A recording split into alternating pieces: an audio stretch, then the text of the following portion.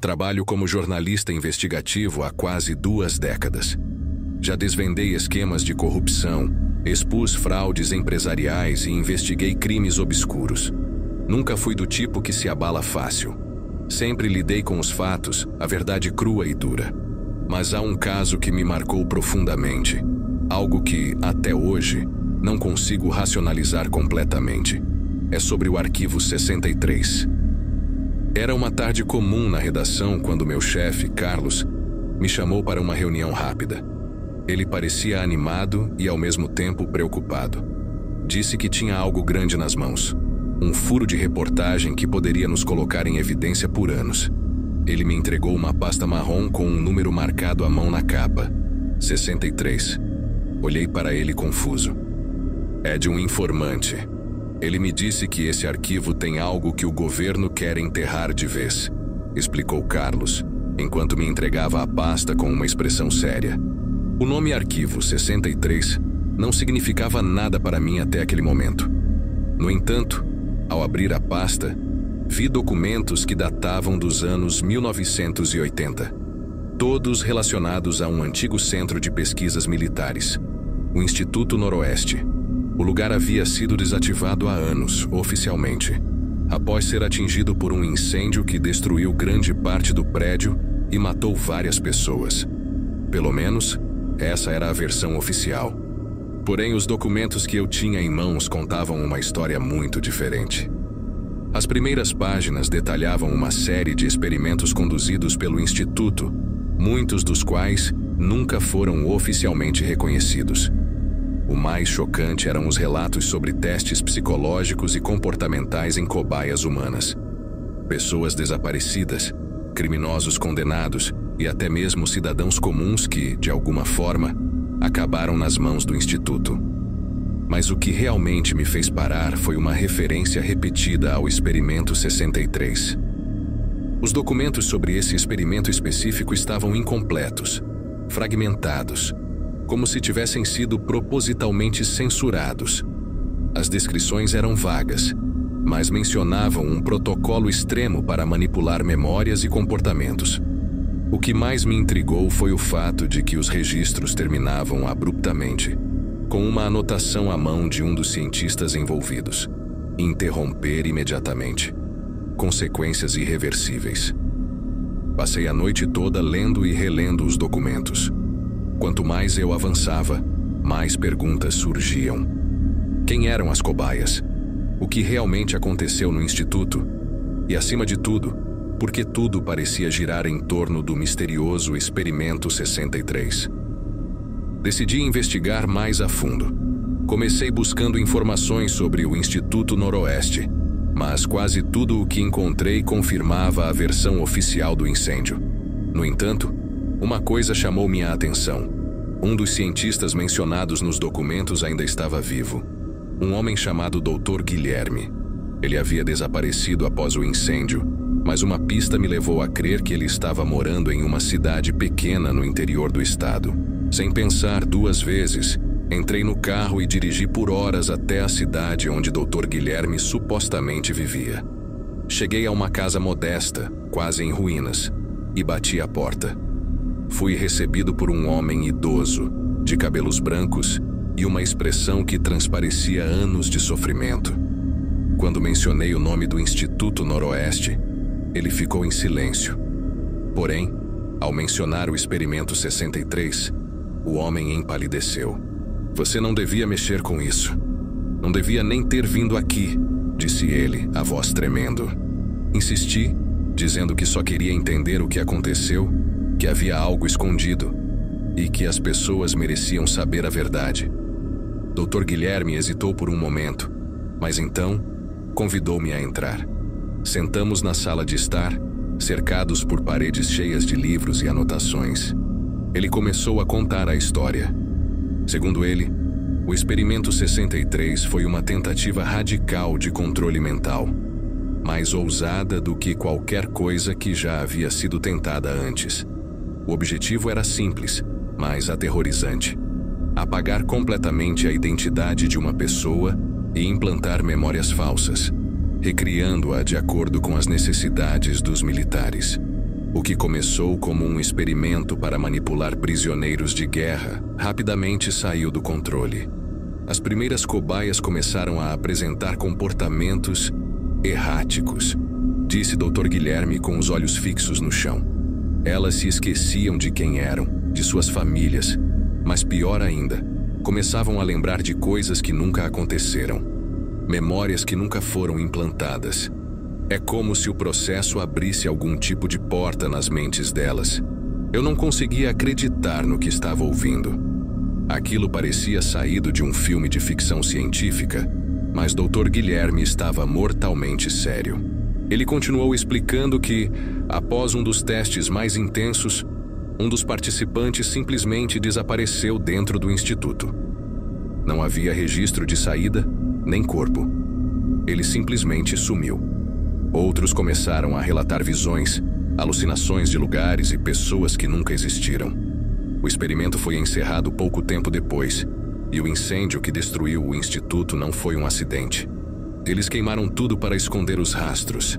Mas não foi só isso que queimaram, disse Dr. Guilherme, agora com um olhar assustado. Eles queriam garantir que aquilo que haviam desencadeado não saísse de lá. Perguntei o que ele queria dizer com aquilo. Ele ficou em silêncio por um longo tempo, antes de finalmente responder. Quando você começa a brincar com a mente humana, há coisas que não podem ser desfeitas. Coisas que você não pode controlar. Algumas das cobaias não eram mais elas mesmas. Era como se algo tivesse tomado o lugar delas. Essa frase ficou gravada na minha mente. Algo tomou o lugar delas? O que isso significava? Antes que eu pudesse fazer mais perguntas, Dr. Guilherme me pediu para sair. Disse que já havia contado demais e que, se eu tivesse juízo, deixaria esse assunto para lá.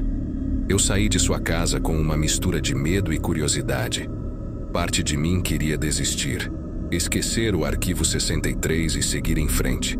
Mas outra parte, aquela parte do jornalista que sempre quer respostas, não podia deixar para lá. Voltei para a redação e escrevi uma matéria preliminar, sem mencionar nomes ou detalhes, mas apontando para os experimentos e para a história encoberta do Instituto Noroeste. Na manhã seguinte, ao chegar ao trabalho, fui recebido com uma surpresa. O arquivo que eu havia deixado em minha mesa estava desaparecido. A pasta 63, que continha todos os documentos, simplesmente sumiu. Carlos, meu chefe, não sabia de nada. Perguntei aos colegas, procurei em todos os lugares, mas era como se a pasta nunca tivesse existido. Até hoje não sei quem levou ou por quê, mas uma coisa é certa: a história do Arquivo 63 nunca foi para o ar.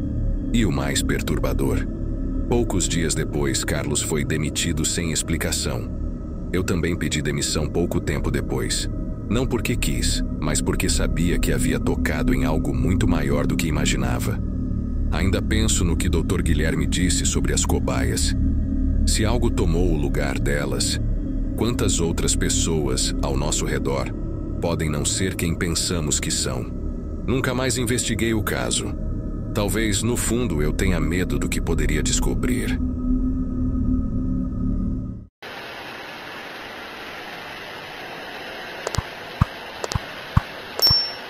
Tudo começou quando Marcos desapareceu. Não que isso fosse algo fora do comum na nossa cidade. Pessoas sempre sumiam, especialmente quando se envolviam em negócios duvidosos. Mas Marcos era diferente. Ele era um cara simples, quieto e sempre responsável com tudo o que fazia. Um professor de história da escola local, conhecido por ser metódico e reservado. Ninguém imaginaria que ele poderia desaparecer sem deixar vestígios. Eu, João, era seu amigo de infância. Conhecíamos-nos desde os tempos de escola e, apesar de termos seguido caminhos diferentes, mantínhamos contato. Naquela semana, ele estava mais distante do que o habitual, o que me levou a ligar para ele algumas vezes, sem sucesso. Quando a polícia foi chamada e sua casa foi revistada, tudo parecia estar no lugar. Nenhum sinal de arrombamento ou luta, nenhum rastro de fuga. Ele simplesmente havia sumido. Os dias seguintes foram marcados pela sensação de vazio e inquietação. Amigos e familiares estavam desesperados por respostas, mas nada aparecia. Até que, uma semana depois, recebi uma carta estranha em meu correio. Sem remetente, sem carimbo postal. Apenas meu nome escrito à mão no envelope. Dentro havia uma chave e uma pequena nota com uma única frase: "Você sabe onde procurar." Era a letra de Marcos. Reconheci de imediato. A única coisa que me veio à mente foi a casa de sua família, uma propriedade antiga e desabitada nos arredores da cidade, onde ele e eu costumávamos brincar quando éramos crianças. Fazia anos que não íamos lá, e o lugar tinha caído no esquecimento. Na época, costumávamos chamar a casa de refúgio, por ser um lugar isolado, quase escondido pela vegetação e pelas colinas ao redor. Decidi ir até lá naquela mesma tarde. Dirigi até a propriedade, que parecia ainda mais abandonada do que lembrava. A casa estava velha, com janelas quebradas e a pintura desgastada, mas a chave que recebi encaixava perfeitamente na fechadura da porta da frente. O interior estava empoeirado e desordenado, como se ninguém tivesse passado por ali em anos. Mas algo estava errado. Havia um cheiro no ar, um odor úmido e enjoativo, como se algo apodrecesse ali. Caminhei pela casa, cada passo ecoando nas paredes vazias. Não havia sinais óbvios de Marcos, mas o ambiente me causava uma sensação crescente de desconforto. Me lembrei das vezes que brincávamos ali, sem nos preocupar com o tempo ou com a vida lá fora. Aquela casa, porém, parecia diferente agora, como se estivesse esperando algo ou alguém. Fui até o segundo andar, para o antigo quarto onde costumávamos ficar. Ao abrir a porta, vi algo que não esperava. Um caderno sobre a mesa. O caderno de anotações de Marcos. Reconheci pela capa de couro desgastada e pelas páginas amareladas. Era o mesmo caderno que ele sempre carregava consigo, onde anotava suas ideias, pensamentos e reflexões.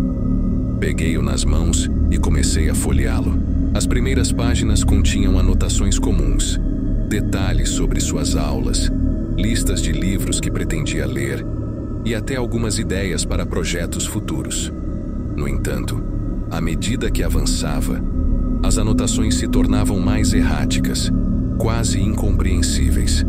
Desenhos de símbolos estranhos, mapas de lugares que não reconheci e, principalmente, textos desconexos sobre memórias perdidas, lugares entre mundos e a verdade oculta. Uma das últimas anotações chamou minha atenção de imediato.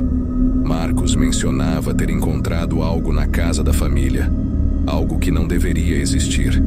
Ele descrevia um compartimento secreto, uma pequena sala escondida, onde dizia ter encontrado documentos antigos, cartas e algo mais.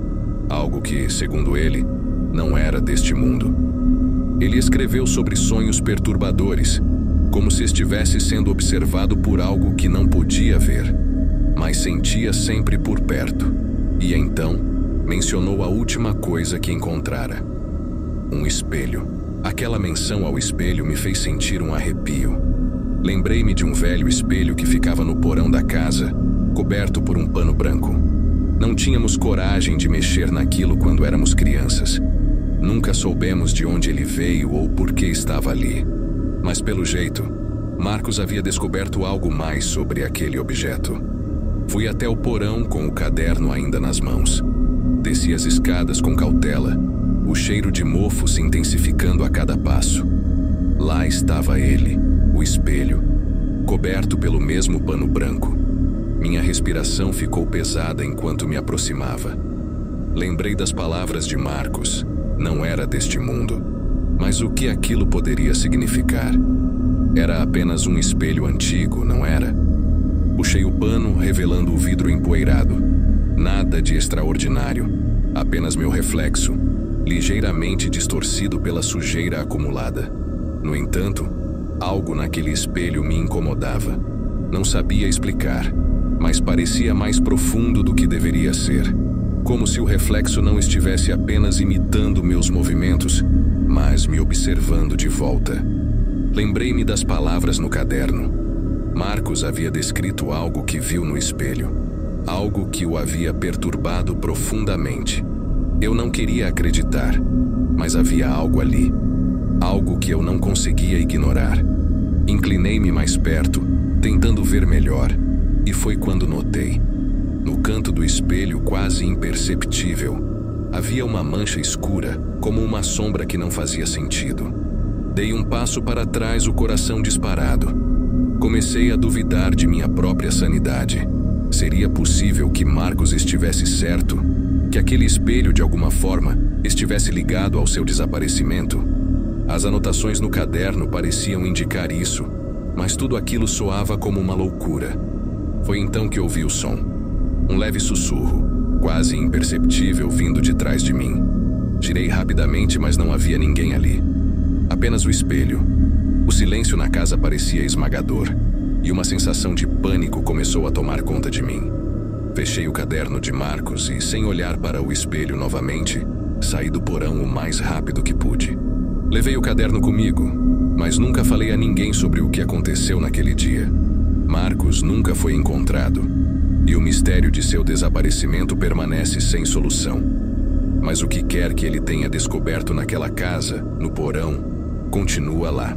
Às vezes, me pergunto o que teria acontecido se eu tivesse olhado mais de perto naquele espelho.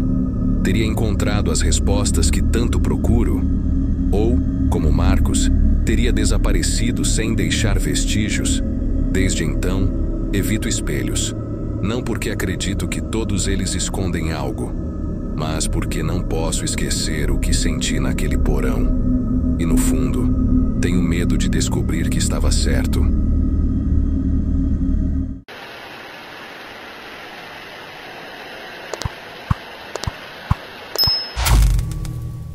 No outono de 2016, decidi fazer algo que sempre havia adiado por falta de tempo. Uma trilha longa, atravessando uma antiga reserva florestal no sul do Brasil.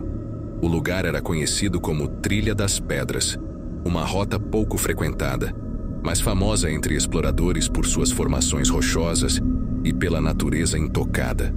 Sempre ouvi boatos sobre desaparecimentos na região, mas nunca levei esses rumores a sério. Sou cético por natureza e, para mim, o que conta são os fatos. Acreditei que qualquer desaparecimento por lá poderia ser facilmente explicado por desorientação, quedas ou até animais selvagens. Afinal, a floresta era densa e a área extensa.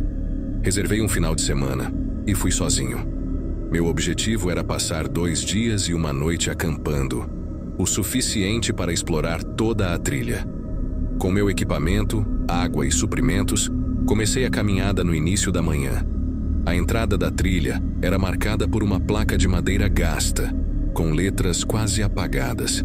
Nada de anormal até aí, só um ambiente rústico. A vegetação logo fechava ao redor, e o único som era o de pássaros e o vento. No primeiro dia, tudo correu como planejado. A trilha era difícil, mas nada fora do esperado. O caminho era delimitado por pedras e árvores antigas que pareciam resistir ao tempo há séculos. A cada curva, novas formações rochosas surgiam, criando um cenário impressionante. Não encontrei outras pessoas durante a caminhada, o que, para mim, era um ponto positivo. Gostava da solidão e do silêncio. Montei acampamento ao entardecer, perto de uma formação rochosa maior, conhecida pelos guias locais como a Pedra do Olho. O nome vinha do formato peculiar da rocha, que parecia ter uma cavidade no meio, como um olho observador. Era um lugar tranquilo, pelo menos foi o que pensei à primeira vista. No entanto, quando a noite caiu, comecei a perceber algo estranho. Eu havia acendido uma pequena fogueira para cozinhar meu jantar, e enquanto comia, notei que a floresta ao redor estava anormalmente silenciosa. Nenhum som de grilos, corujas ou qualquer outro animal noturno. Apenas um silêncio esmagador. Aquilo me incomodou, mas tentei ignorar. O cansaço da caminhada estava batendo forte e decidi ir dormir cedo. Foi quando o incômodo começou. Acordei no meio da noite sem motivo aparente. Estava tudo escuro. exceto pela brasa fraca da fogueira que havia se apagado quase completamente. Havia uma sensação no ar, algo que eu não conseguia explicar, uma mistura de inquietação e a estranha certeza de que eu não estava sozinho. Saí da barraca, me ajeitei ao lado do fogo quase apagado, e foi aí que percebi. As pedras ao redor da Pedra do Olho pareciam estar dispostas de forma diferente. Eu tinha uma boa memória visual. Antes de montar acampamento, fiz uma volta pela área, observando o entorno. As pedras estavam de um jeito e agora pareciam ter mudado de posição, como se algo ou alguém as tivesse movido enquanto eu dormia. Isso me deixou alerta. Fui verificar com minha lanterna, mas quanto mais eu me aproximava, mais difícil era identificar o que exatamente estava errado. As pedras eram antigas e cobertas de musgo, mas agora pareciam mais limpas, como se alguém tivesse tirado o musgo, deixando partes da rocha expostas. Fiquei inquieto. A trilha era isolada, e até onde sabia, ninguém mais deveria estar por ali. Decidi não me afastar muito do acampamento e voltei para minha barraca, tentando ignorar o desconforto. Não consegui dormir por um bom tempo, mas acabei apagando de exaustão. Quando acordei, o sol já estava alto. Decidi desmontar o acampamento rapidamente e seguir em frente. Meu plano era terminar a trilha e voltar para a civilização ainda naquele dia. No entanto, algo me incomodava profundamente. A sensação da noite anterior não tinha ido embora. Pelo contrário, havia se intensificado. A floresta parecia diferente à luz do dia, mais fechada, mais sufocante. Comecei a caminhar, mas a trilha que eu havia seguido no dia anterior parecia alterada. O caminho de pedras, que antes era claro e fácil de seguir, agora estava confuso, como se as rochas tivessem sido reorganizadas durante a noite. Caminhei por horas, mas nada parecia familiar. As formações rochosas que eu esperava ver simplesmente não apareciam. A única coisa constante era o silêncio. Não havia animais, nem vento. Apenas meu próprio som, ecoando pelo espaço vazio. Foi quando encontrei as marcas. No chão, entre as pedras, havia pegadas, mas não eram humanas. Pareciam pertencer a algum tipo de animal grande, mas não conseguia identificar qual. O mais estranho era a disposição delas. Eram como uma trilha que surgia do nada e desaparecia poucos metros adiante. Decidi seguir as marcas, na esperança de que me levassem a algum lugar. Talvez a uma clareira ou a algum ponto de referência. Mas quanto mais eu andava, mais confuso ficava. As pegadas não levavam a lugar nenhum. Foi aí que vi. Ao longe, entre as árvores, uma figura imóvel. Parecia uma pessoa, mas estava de costas para mim, parada sem se mover. Gritei na esperança de que fosse algum outro trilheiro, mas a figura não respondeu. Me aproximei lentamente, e quando cheguei mais perto percebi que não era uma pessoa. Era um pedaço de tecido, enroscado em um galho, como se alguém tivesse passado por ali e o rasgado. Não havia ninguém. A partir desse ponto, minha mente começou a entrar em pânico. Já estava claro que eu estava perdido, mas algo mais me dizia que havia algo profundamente errado com aquele lugar. A cada passo, a trilha parecia se distorcer ainda mais. As pedras, que antes formavam um caminho claro, agora estavam dispostas de forma aleatória, como se o próprio solo estivesse me conduzindo em círculos. No final da tarde, cheguei à conclusão de que não sairia dali antes de escurecer. Montei acampamento novamente, desta vez mais longe da Pedra do Olho, e tentei descansar. Mas o silêncio voltou. Não o silêncio normal de uma floresta, mas aquele silêncio pesado, como se a própria natureza estivesse esperando. E durante a noite, ouvi algo. Passos. Lentos, calculados, como se alguém estivesse caminhando ao redor da minha barraca. Peguei minha lanterna e saí para investigar, mas não havia nada, apenas as pedras. Porém, ao olhar mais de perto, percebi algo terrível. Havia algo gravado nelas, algo que eu não havia notado antes. Símbolos antigos e indistinguíveis, como se as próprias rochas contassem uma história esquecida. e essa história não parecia ter um final feliz. No dia seguinte, a trilha finalmente me levou de volta ao ponto de partida. Saí da floresta exausto, abalado e sem respostas. Desde então, nunca mais voltei à Trilha das Pedras. O que aconteceu lá nunca foi explicado, mas sei de uma coisa: há lugares que não devem ser explorados. Lugares onde o tempo, o espaço e a lógica parecem se desfazer. E a Trilha das Pedras é um desses lugares.